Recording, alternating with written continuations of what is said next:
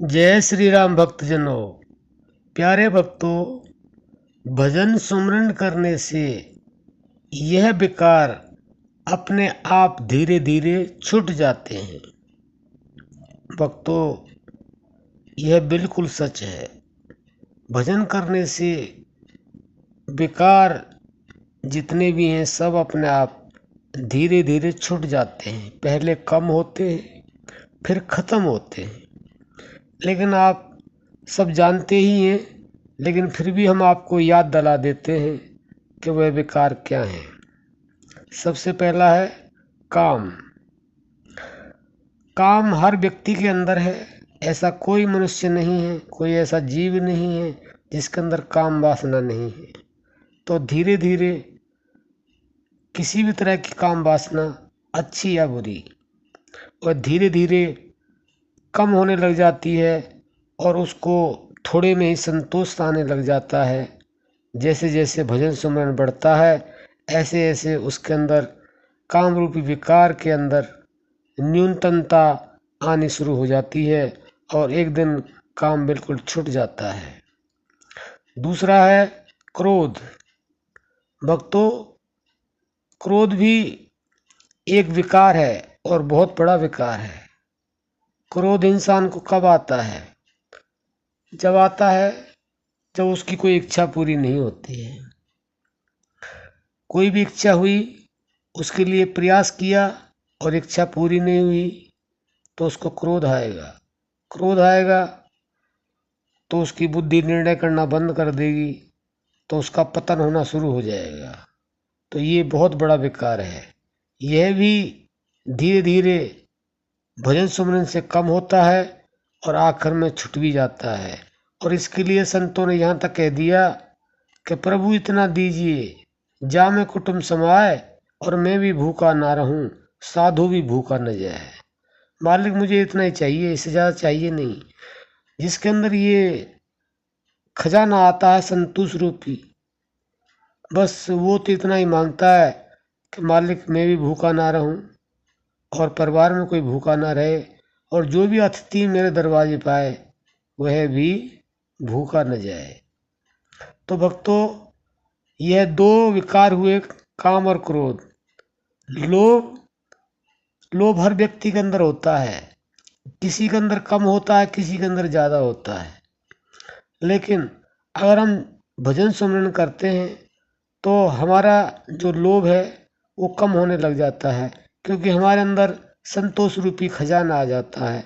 और उससे संतोष रूपी जो खजाना आता है तो हमारे अंदर जो पांच विकार है, पांचों के अंदर कमी आनी शुरू हो जाती है और एक दिन छूट जाते हैं।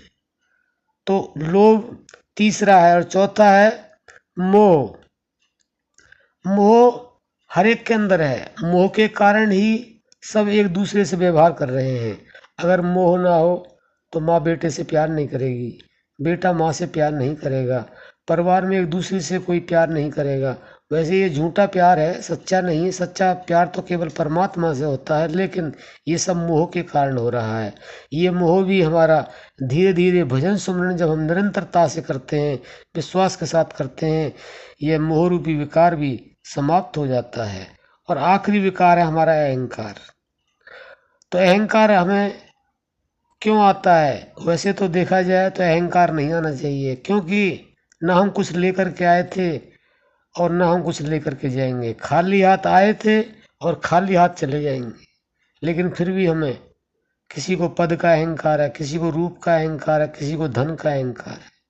और धन के लिए तो संतोष रूपी खजाना ही चाहिए। अहंकार तभी खत्म होगा। संतों ने यहाँ तक लिख दिया, गोधन गजधन बाल धन और रतन धन खान, और जब आवे संतोष धन सब धन धूर समान। क्योंकि इंसान को सबसे बड़ा जो अहंकार होता है वह धन का होता है। और धन के पीछे आज का इंसान कलयुग में बड़ी तेजी से दौड़ रहा है, क्योंकि परमात्मा के बाद में ये धन का ही नंबर आता है। क्योंकि धन को वो है ऐसे समझता है कि यही परमात्मा है, लेकिन नहीं, परमात्मा इससे बहुत दूर है।